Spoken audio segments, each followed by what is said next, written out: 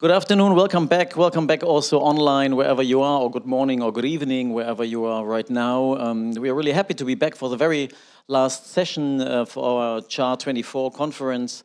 We will be reporting back from the active sessions, which have been very active, as I've seen, and that's thanks to our three panelists as well. We will be reporting from the sessions, and thanks to you, really great engagement. We had 3 sessions, and our rapporteurs will be so kind to quickly reintroduce what they've discussed and themselves, because not everybody will have met you before. I think we just jump into it as we are a bit late, and then we will have a quick wrap-up of the conference.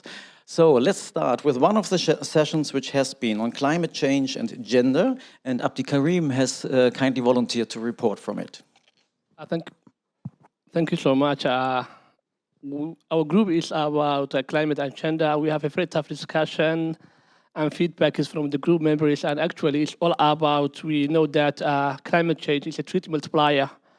There is an increased risk for different needs and risks of young women and girls are faced in when crisis comes. So it's all about discussing how we can have in the humanitarian sector, how we can have, or how we can make our organizations more climate change sensitive and more climate change informative programming. We have seen that a lot of our work are more related to influencing policies, discussing about priorities and needs as a result of climate shocks, floods, droughts. But what we have seen is about that, we have discussed more about that women are not in a position of power when it comes to allocating of resources, particularly humanitarian funding, how these funds are being allocated. Women are not in a better position to at least make decisions related to what kind of services we need to prioritize as a result of responding to humanitarian crisis. That's all about what we have our session about. Thank you.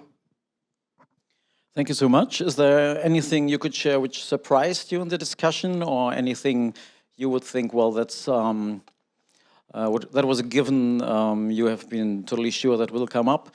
And you've been very modest. You are from Save the Children Somalia, and introduced not yourself because it's not about you, I know, but just to make sure everybody knows who you are. Yeah, sorry for that. I'm Abdikarim. I work with Save the Children Somalia program. I'm based in Hargeisa.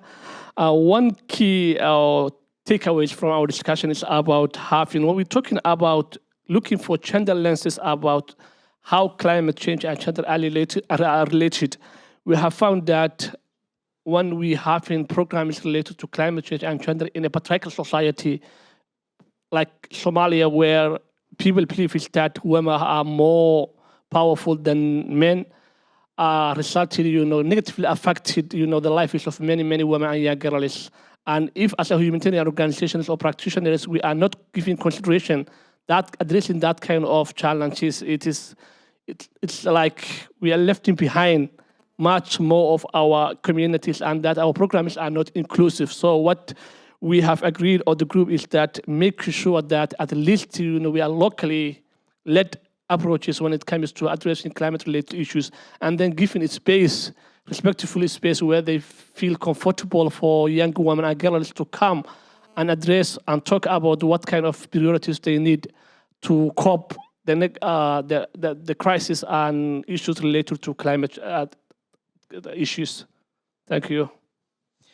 Thank you so much. Is there anything to add from everybody who joined the group? Otherwise, please give a hand to the group and their outcomes.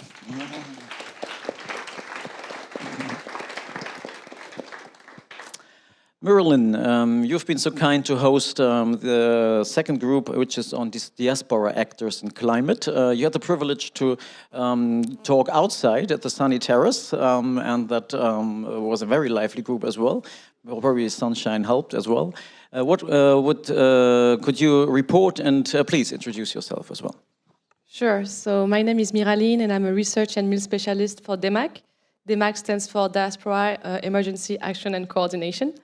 And we support diaspora organizations in the coordination of their actions, but also raise awareness about their role in the humanitarian sector and produce research about them. We went through 4 assumptions during the session. The first one was about diaspora being, whether they are like connected or not to the realities of local communities. And at least in the group, it was, I think, mixed feelings. Some had the feeling that they were well placed to relay the needs of the local communities when climate change crisis or like events happened. But there were also voices that came out to say that maybe diasporas can also be as disconnected as other humanitarian actors, depending on how acquainted they are to the country they are supporting.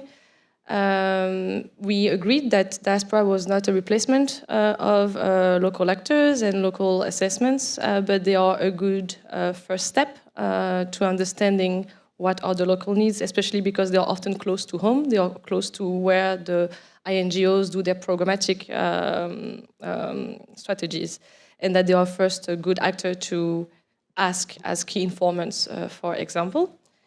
Then we talked about diasporas and their expertise when it came to climate change responses.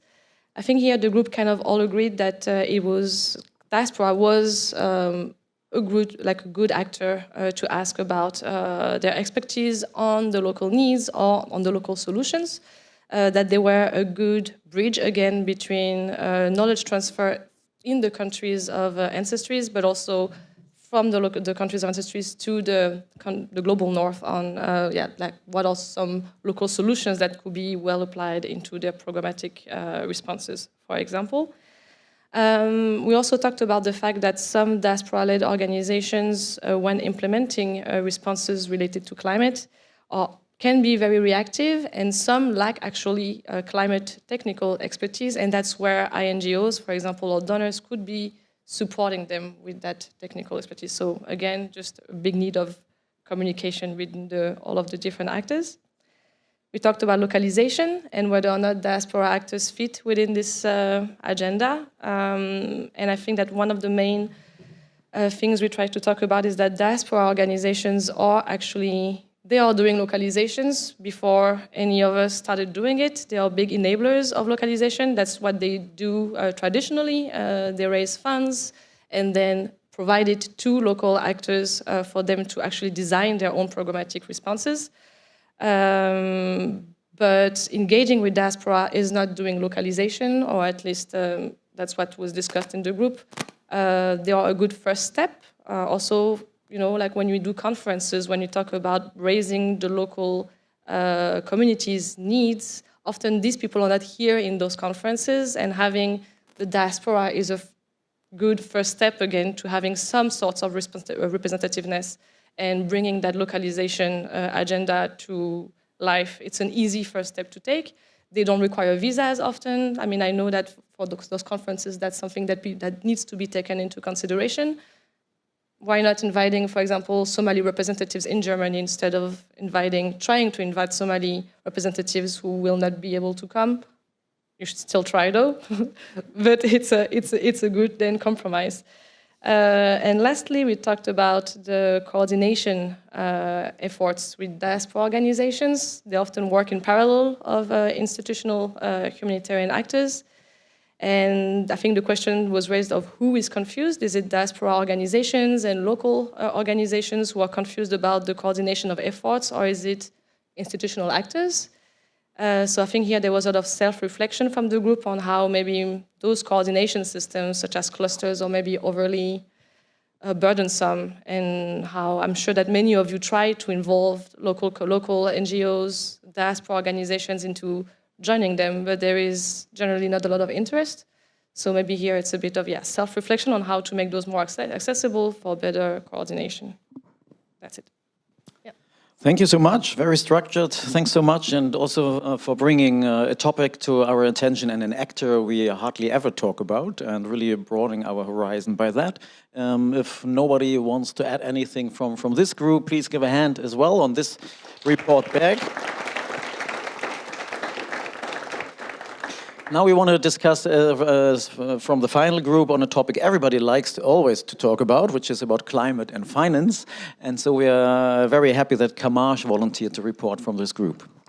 Yeah, thank you very much. My name is Kamar Iqbal. I'm working with the local organization in Pakistan, Pak Mission Society. So we discussed a lot because I think we have a bigger group, and we discussed a lot of things. So I will try to sum up those. Like one is, first question was put up with the group that how many organizations, like we are, many of us who are humanitarian organizations. So how many have applied for and got the funding from the climate funds? So there are very few examples. And even we discussed that the computation process, then being, you need to have consortia or you need to have an intermediary organization to access those type of funds. And then the short deadlines and competition among the organizations, it is also a hindrance for the organization. And then the second point is the mandate of the organizations. Like we do personally exercise that to access, to submit the call for proposal to mitigation action facility. It took a lot of time for us to, sensitize or educate our funding partner that it is in a way covering their mandate to access that fund. So we need to, be more innovative to define our mandates, or something. Sometimes we can say we need to unlearn what we have learned so that we can, revise our, whatever the mandates are, strategies are. And secondly, we also discussed that how we can complement and build the synergies, because building the resilience, like when you are building the resilience of the community, so you are doing a lot of work on the adaptation side. So it's not new. We are doing from, many times we are doing and building the capacities of the people. So we need to, complement the different funding streams of the same government. Like if we talk about the German, so GFFO is providing humanitarian assistance grants to the people. So they can, on humanitarian assistance and somehow anticipation, they can work, and then on the basis of that work done, they can build on with the development cooperation funding by, having a climate sensitive development programs. So in a way they can complement and build the synergies among whatever the funds coming from. And then again, there is another aspect of there should be, there were not many experts who are, in the policy enabling or advocacy side who are working like the humanitarian organizations. So 2-3 major, takeaways were that either they need to build their capacities by themselves within their organizations, or they can, partner with other networks, or, whoever they have the expertise, like they are the climate policy people, so they can join hands with them, they can work together. And also we need to have this regional stability, a regional approach to work. Like if something has been tested in one area and with the same context, the same geographical and socioeconomic context, we can, replicate or scale up to many other, areas. So we can go for this regional stability by sharing, by shared goals and synergies building among themselves. And then we also talk about we need to sensitize donors as well, that the context realities need to be understood well. There are certain realities and we need to understand, rather, going with the donor, we need to build our case and we need to argue that whatever, we are doing in a way to, serve the communities. And these are the needs of the communities who are being affected by these crises. Then we also talk about the loss and damage fund, that how bureaucratic it could be. Either it could be the loans or grants, or what should be the modality, and who will, accessibility, like I do mention yesterday as well, the accessibility is one of the key factor, because if you have all the capacities but the fund is not accessible to you, so what it means to you. And then we also discussed that who will get it is not matter of the fact that who will get the fund, but it is that which population is, going to be, that will be, getting benefit from that funds. So we need to focus on that side. And we also talk about that it's a time of multi-actor partnerships. Single, humanitarian organizations can't do everything. Likewise, climate-oriented, or we can say more climate-focused organization can't do anything. Like, it's a time of multi-stakeholder or multi-actor partnerships. So we can build, partnerships with academia to have evidence-based, researches, so that we can build our narrative on the evidences, and then we can have shared vision among all the stakeholders. And then we also need to engage the private sector alongside with us, because they do have a lot of money, but they struggle sometimes. Like in Pakistan, JS Bank is one of the banks. They have got $100 million from GCF, but they are struggling how to implement it, because they don't have this appetite to work with the communities for their betterment and for their, benefit. So we need to have localized solutions, because localization is everywhere, So, but localized solutions who are being tested, and then we can, those are replicable and scalable. So this is how we have discussed among the group. Thank you. Thank you so much. Very structured again, and very much to the point. I'm sure everybody noted down who has $100 million and doesn't know how to implement it. Anybody would like to add anything from this group? Otherwise, please give a big hand and to all three of you for reporting back and making the effort. Now the stage is taking over for the three hot takeaways of the full day, and Andrea and Matthias will join me on stage, and I'm just listening in, because now it's time to hear what have been the very sensitive and challenging hot takeaways before we do the farewell. Take a seat, or do you prefer to stand up? Now we have seats, come on. And mics.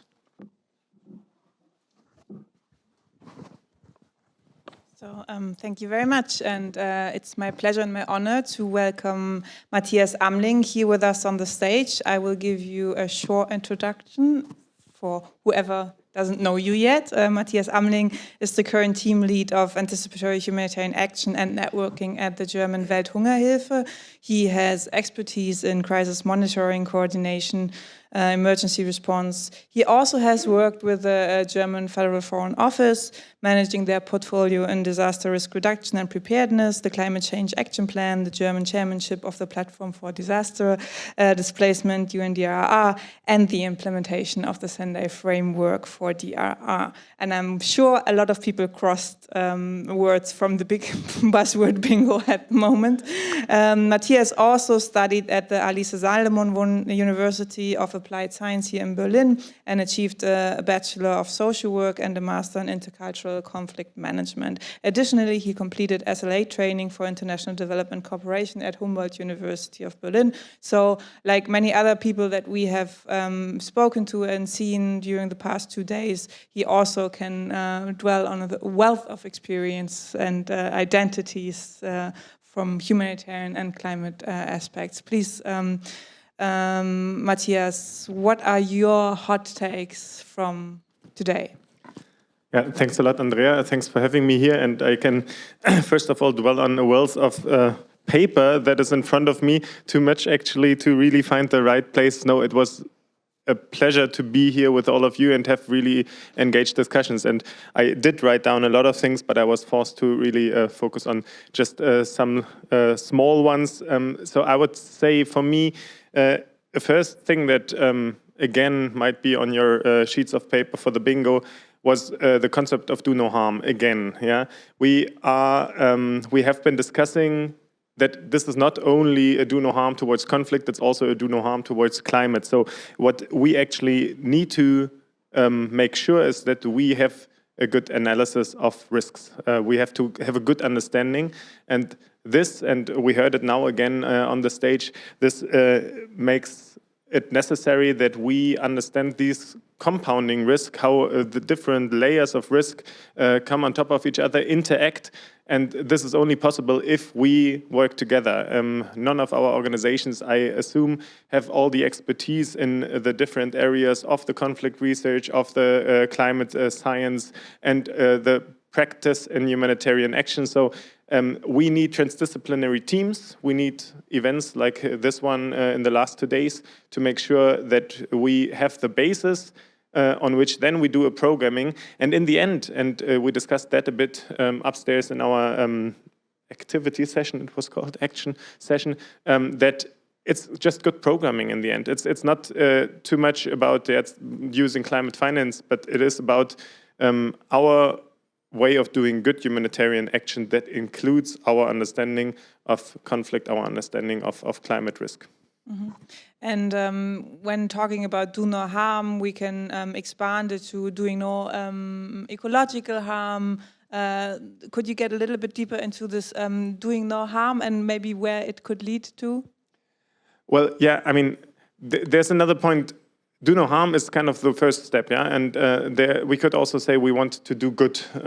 So I think if we have a good understanding of where some of the things lead to, then we have a possibility to do our action, our activities in a way that can either have a positive influence on conflict situations, even though that might not be our, it's not a requirement for humanitarian action, yeah, but we can have a positive influence in the same way, talking about greening, talking about other environmental issues, we can have a positive influence on the climate situation in which we are acting. Mm-hmm. And then it's really interesting because I think this point of doing good that circles us a little bit back also to our keynote dialogue yesterday, where Hugo was the one advocating for new principles. Would you say that humanitarian sector doing good, how does that go along with very dogmatic interpretation of the humanitarian principles, as doing good might be viewed as a political act? Well, I think we had quite a good take on that upstairs again today. There is no need to be neutral towards climate crisis, not even as humanitarian. Yeah, neutrality is a concept that makes sense for being in a conflict setting. It's not about us not having positions. We do have positions towards the Sustainable Development Goals. We do have positions towards climate crisis. So I think that's very important that we as humanitarians will work towards that. Doesn't mean that, deliberately we will not share all the positions. And we heard that, and that's maybe circling a little bit back to yesterday, when we were discussing loss and damage funds and how intricate and political all the semantics are, and that sometimes it's about like the small use of words saying responding instead of addressing, even though for me responding sounds very reactive and not very much like Mr. Lesch said, anticipating or working ahead of something. But we don't need to follow all of these kind of political negotiation language. We need to make sure, actually, and we had that in the morning again, to collectively fight this untranslatability to come to a point where we can actually exchange and where we can find next steps. And that might be next steps, and therefore most of us are part of non-governmental organizations or other entities that are not governments. We can differ in our opinions from governmental opinions. Yeah.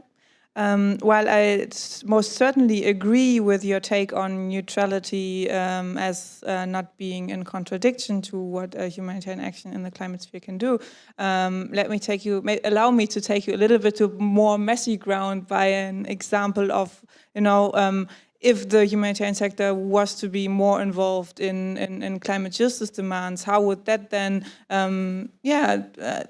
be connected? For example, if you think about all the oil-producing nations in the world and their also power that is connected to certain regions in the MENA region, would then still this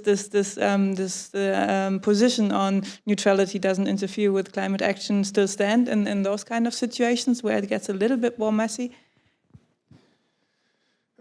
I assume yes, even though I think we touch a bit another of the principles in that case. So it's more about independence then. So we need to make sure as organizations that no matter where we will be funded from, and yeah, it's nice. Some manage to do it really only by private donations. That's great. That gives you a lot of independence. But even if we accept institutional funding, we need to make sure that this institutional funding is not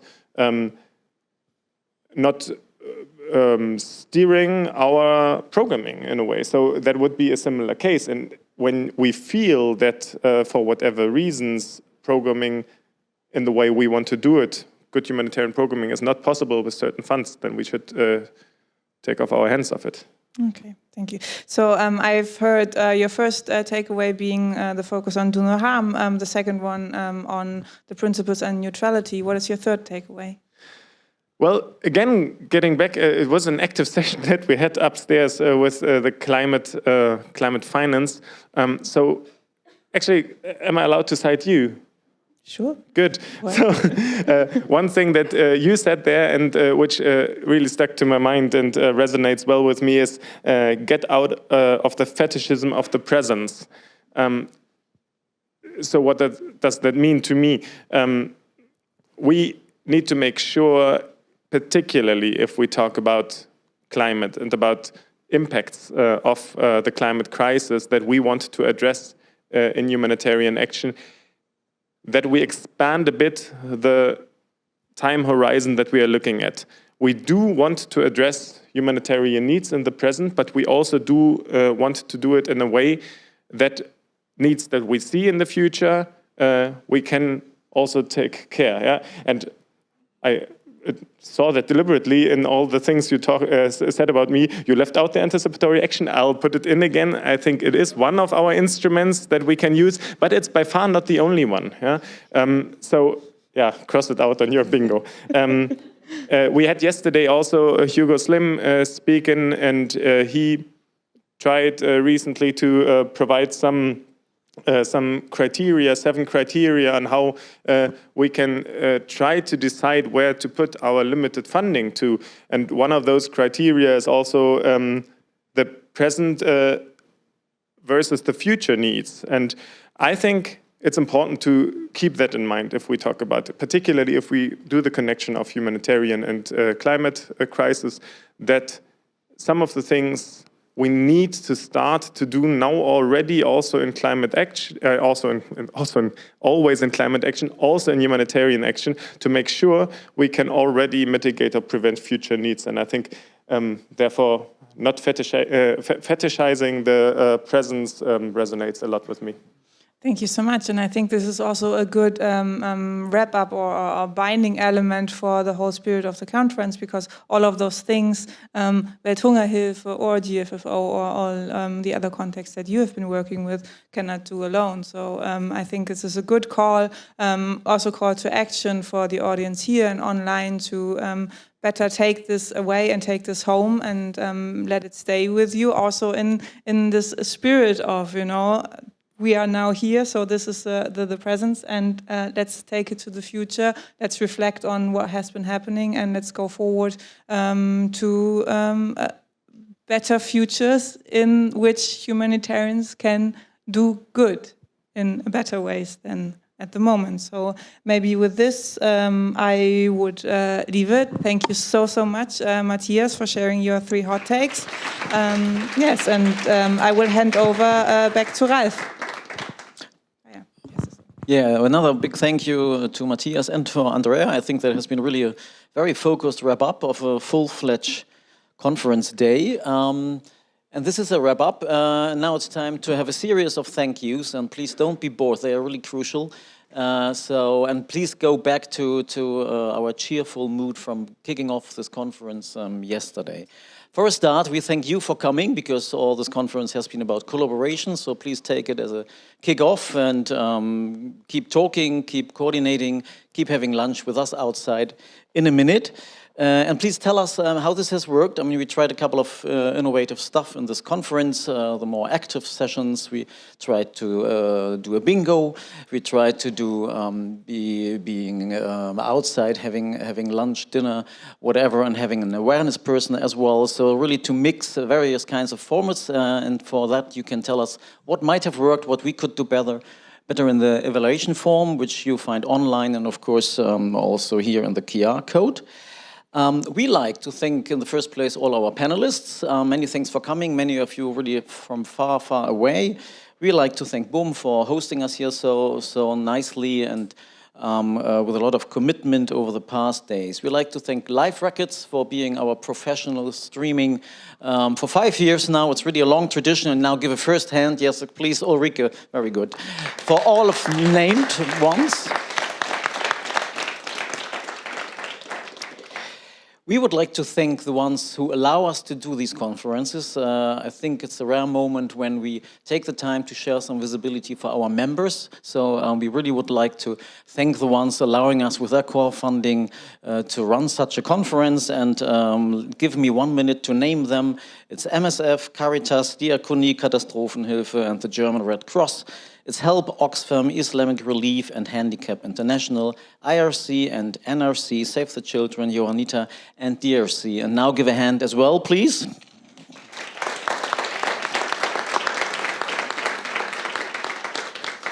And for the last one, we need more than that, because now it's time to thank the team. Let's thank the climate team, Andrea, Ida, Johanna, communications, Anne, and all of them, please, joining us on stage now. The team shouldn't clap, but come on stage, please. It's time for a photo moment, and a big thank you, because we also have to thank Anne, Julia, Micha, Darina, Goda, Sonja, Felicitas, Jana, doing all the admin stuff. So please come on stage, give a big hand, and a final photo.